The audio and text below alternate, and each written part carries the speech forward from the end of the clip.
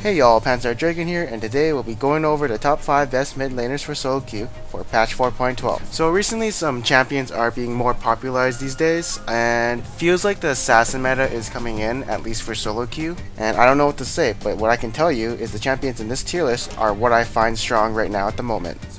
So at number 5 we do have Yasuo. So I kind of moved with Yasuo in the tier list because the only way he is actually good is if he has knockups. Otherwise, don't ever pick him if you're the only knockup. So kind of like a situational pick. But if there is a knockup, I do like Yasuo, and Yasuo only lacks certain problems like his early game. He doesn't really have that power spike until he gets like Blade Rune King or Static Shiv. He has some tough matchups that he has to be careful of, and obviously an AD mid is pretty bad if you have an AD top 2. Because then the enemy will just build all armor and you're kind of screwed late game. And another point is to make is people pick Yasuo without knockups. Honestly, if you really want to make Yasuo really efficient, you have to have a team with at least some knockups other than just Yasuo. Other than that, there's definitely a lot of pros about Yasuo. First off, he can farm a ton of minions. His wave clear is really good as he does have a lot of damage. And I think everyone has seen this before, but every time Yasuo is in the game, he always has more CS than the average laner. I always see Yasuos these days have really high CS. And second off, if you're ahead as Yasuo, you'll probably win every team fight if you get a good knockup. If someone lands a knockup onto the enemy squishy, they're probably gonna die. And just that can probably win you the team fight. So yeah, he's a pretty good assassin, and then he can just clean up the team fight since there's no damage to take him down. And if you do have a reliable knockup to combo with Yasuo, you'll probably win every team fight. Just remember, he's kind of useless if there is no initiation for him to get in. The only thing he can do is split push and 1v1 other laners. So at number 4 is Lucian. This is kind of self-explanatory. If he's not played AD carry, if he's not played out top lane, then play him mid lane. Right now Lucian is a really strong pick for solo queue, so if he's not picked in champion select yet and top and bottom are filled, I suggest you can play him mid. I kind of listed the pros and cons already, but what he can do from mid, I guess, is he can farm safely, he can farm Wraith/Wolves, and if Lucian does want to roam, I guess he's got pretty good ganks, despite having no CC. I mean, he literally does have a relentless pursuit and a lot of damage. And he's a mid lane who doesn't have an escape, so he's relatively safe to ganks. But yeah, basically the buff to his E is ridiculously OP, and you should always pick him up if you can in solo queue, and play him wherever possible. So Lucian's early game, mid game, late game are all strong. His mid game is definitely stronger since he can, well, kite people for so long, and since he is an AD carry, he does scale really well into the late game. But I do feel like Lucian is better in top lane or bot lane, simply because AD carries mid aren't usually the best. So at number 3 is Fizz. Fizz's damage is really high and has really good teamfight potential, and he also has invulnerability with his pull, and he just hits like a truck with his abilities. He also has an initiation with his fish, and most mid laners don't really have an initiation, so that's a really stand-up point for him. And his late game is really beast mode too, because 1, he's hard to kill, 2, he has lots of damage, and 3, he has an initiation. And also you can like WQ someone late game and bring him down from 100% to 25%. So yeah, he's pretty good right now. The only problem is he has to play aggressive early game to win his lane, since he does have a lot of CC and mobility.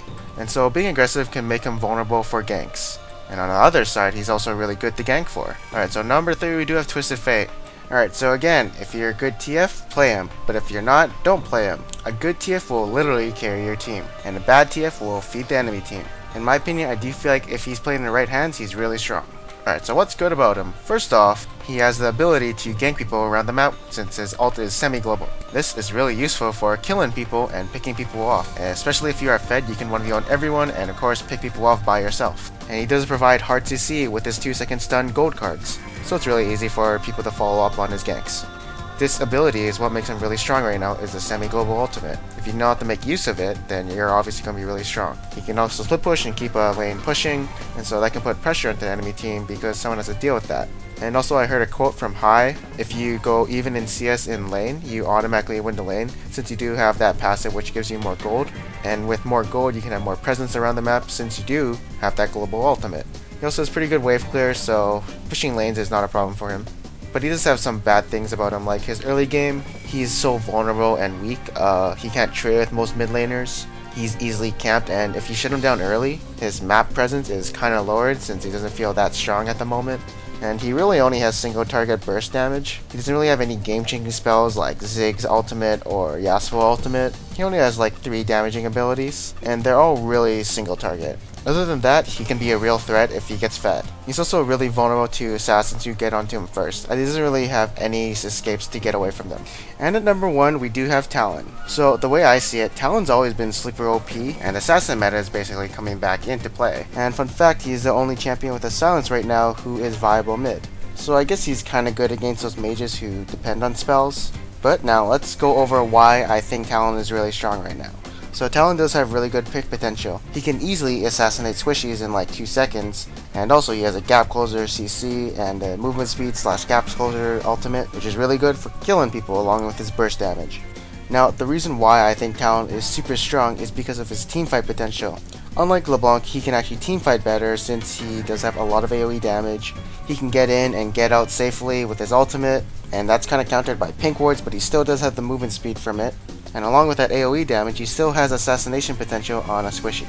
So overall, if we compare it to old LeBron, I can make picks as good as LeBlanc, and I'm not useless in teamfights. I can also split push since I do have great mobility. Also, I think having a 75 to 55 second ultimate cooldown is really strong, which means you can roam a lot. And now, there's one thing I don't like about him is his pre-6. It's kind of weak. He's a melee champion, so harass is easy on him. But once Talon is level 6, he's basically impossible to gank. But overall, I think he's a really good champion, and you should learn him if you want to climb the solo queue. Now, obviously, mid lane is a really diverse champion pool. And so, as a bonus, I will give you the next top 5 champions for mid lane, and in no particular order, it is Syndra, Orianna, Ahri, Xerath, and Ziggs. These are all really good champions right now, but the top 5 I listed previously I feel are the best, since I just feel like they have a stronger presence in the game than these 5 right now. So thank you for watching this video. I hope you guys enjoyed it. Please like, subscribe, and comment below.